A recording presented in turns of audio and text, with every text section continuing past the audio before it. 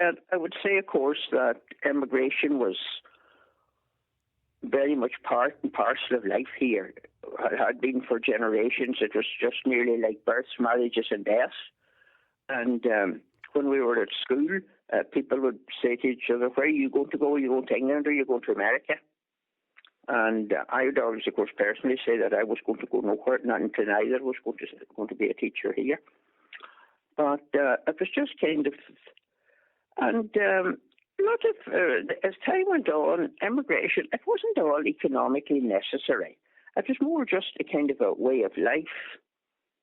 And parents, you get this impression of the mother crying and the daughters and them going away. A whole lot of the parents were quite clued into the immigration and encouraged the children to go. I remember I was at school with a girl in my class, and I remember telling me afterwards that his aunt in America wrote saying she'll take out one of the girls, and she was the oldest, and the mother said, she'll go. And she wasn't one that really interested in going, but then she went. And, there was a kind of a pattern that, as I say, it wasn't all economically necessary. She had a job at home, not a great job, but turned out she subsequently did come home. Hello? Yes. I'm listening. Yeah. Oh, no, I know what it is. There's a noise somewhere. Anyway, so that's what I'm saying. One of the things I see now there in talks and writings about immigration is that people went away because of a bit of a less repressed lifestyle. Now, I don't believe in that personally. I don't know of any of the people I know, of all the people that emigrated. I don't think any of the girls went off so they could sleep with their boyfriend. But what they did was, the problem they had at home was that parents were strict with who they were going out with. And that if they were away, they would escape that. There was a good bit of the parents, like who was good enough for who and that type of thing. And when they went to England or America, well, nobody knew who they were. So, and even often parents that were going out here, if the parents weren't very approving, they could go to England then or America, and, they were free of this. So that would be more why maybe the people went away to escape, sort of. It was that they were escaping, more than a huge desire for a jolly lifestyle, shall we say? Yes. And so it wasn't always kind of the fact that there were, no, I suppose. Another thing, of course, was, and it's often written about, was the reverence that was given to the returned immigrant, or even the letters from the immigrants. And it would be a factor when younger people saw this, that it'd be a factor they'll think, oh gosh, sure, if I went to England or if I went to America, look at the fuss we made when I'm coming home, and look at the welcome would be for me, and any of my opinions would all be greatly valued. And, I think that was another factor. The people were mostly, but indeed not all cases, were quite naive and believed a lot about what they were told. Yeah. And I remember when I was at school, about 11 or 12 at the time, a neighbouring family, a husband, wife, and their 3 children came home for the summer. Now, the husband went back to his work, but the wife and the children, and the girl was my age, and we had a great summer going around, getting places I wouldn't normally get. But I remember telling us, they just got lemonade and biscuits when they came home from school every evening. Well, we thought this was marvellous. But it turned out later, I visited them in America. First of all, I couldn't believe the wee small house. Everybody at home by this had a bigger house. And what it was really, they had a small corner shop. They were very enterprising, hard-working people. And the mother was in the shop, the husband was at work, water board or somewhere. And the mother had to mind the shop, and that's why they got minerals and biscuits or cake and biscuits or something like that when they came home. She wouldn't be making the dinner to the evening. But we thought this was, that they were living such a great lifestyle. And it's only later in life when we visited and saw where these people lived and that, that we realised that that was just the way people looked at everything they heard about from abroad. And that was a lot of, I suppose, a lot of people that emigrated, not everybody did was wealthy and successful when they went. Do you know? I Oh, not think, at all. No, they yeah, were not. yeah, But I would say most people worked hard in that, But often now, of course, people, just looking back at the people that were at school when I was at school, some of them have come back. Those that haven't. Actually, people here now have bigger houses than the ones that are away. yeah, yeah.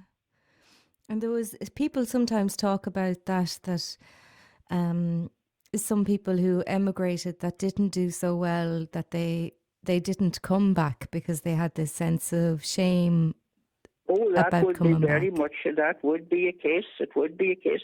And there would be now at this stage, men of my age group and older who just were too fond to drink and made plenty of money working very hard in England especially. And they're now just over there and they don't, some families did persuade them and got them home, but some didn't want them home. And they didn't, but it was just, and it was loneliness and a difficulty of adapting that drove a lot of them to drink. It was the only place they had to go in the evening when they came back from work, and the pub and the crowd and a bit of singing about home. Yes, yeah, yeah.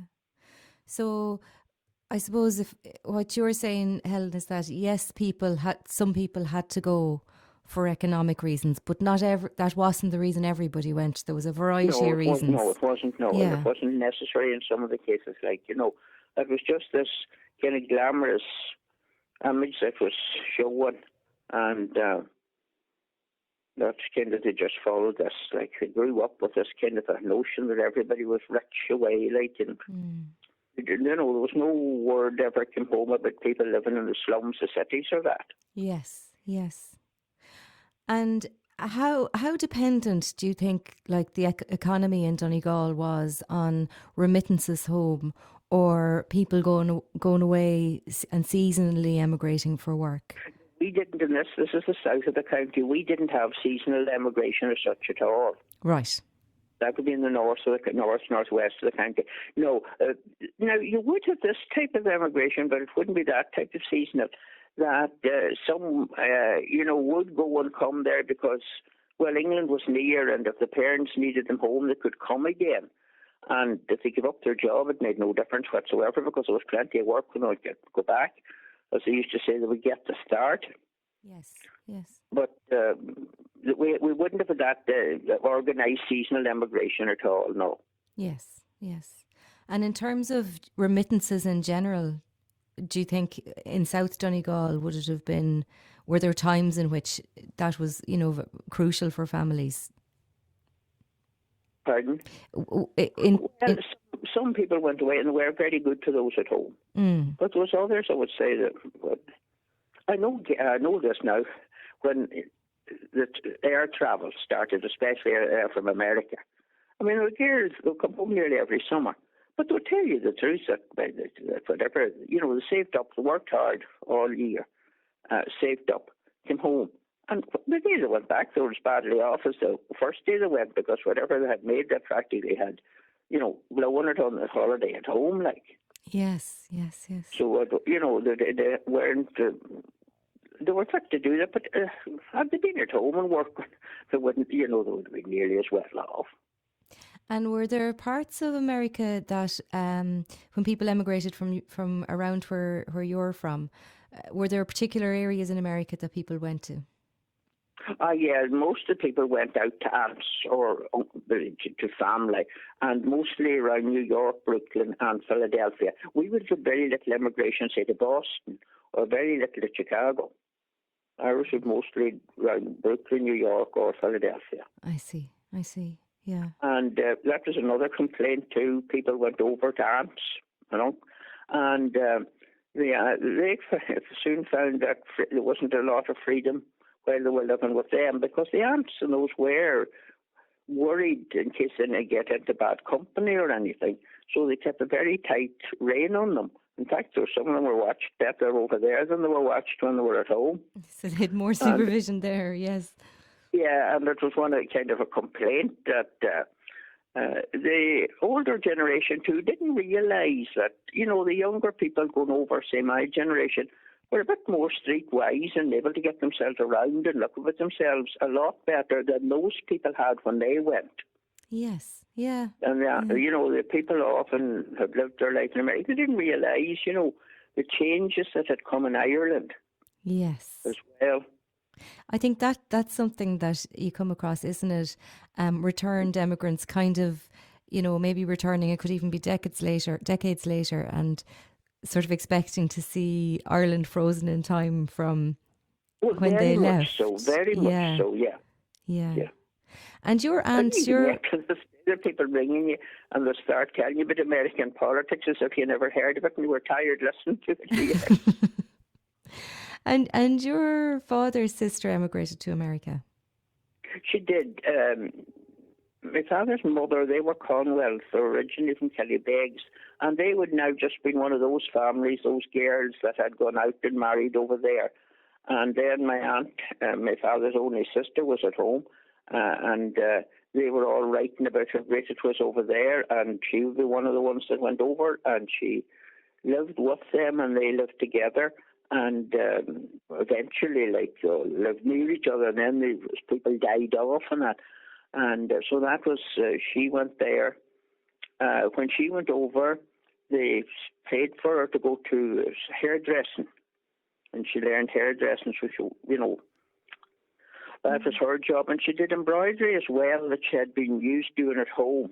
Yes. And she did it for some firm even after she retired from hairdressing. She kept on doing that for years.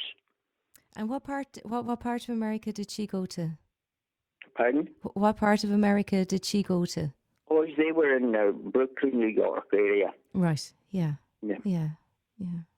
And would she have ever talked to you about what her experiences were like when she went over first? Oh, she did, yeah. Sure, she would, yeah. Just a lot of things I'm saying would be, type of things she would have said. She wrote to us constantly. She never married. She wrote constantly. She sent parcels, which was a big thing for American friends. And over there, too, long before we had second-hand type shop or, new shops or anything, they had that over there. And a lot of people, that's where things were gathered up to be sent home. Okay. Yeah. And I'm just wondering, kind of in the about emigration in the aftermath of the War of Independence and the Civil War. Would there have been emigration on foot of that? The war, and after the war, the Civil War, really, what happened was those who had back the anti-treaty side, whatever jobs were going working on the road or anything like that, that was all in the gift of the government. Yes. So people who had backed the anti-treaty side, they had very little chance of getting employment. And a lot of them emigrated at the time. Now, at the time of the Depression, some of them did come back. They settled here, they raised their families here. Others never came back. Yeah. And do you think that in terms, I'm just wondering if that followed a similar pattern nationally, and if, I suppose, there was a kind of a strain of republicanism then amongst emigrants, because a lot of the people who emigrated around that time would have been... I would think they maybe kept it up more than the ones at home did. Okay. Yeah.